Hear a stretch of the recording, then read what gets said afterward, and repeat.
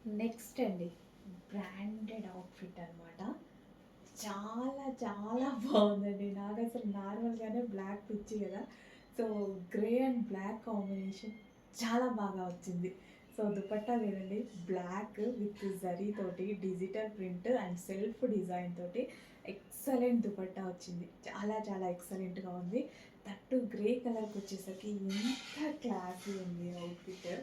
Seriously చాలా బావుంది గదా! వేసుకోకపోయినా పర్వాలేదు.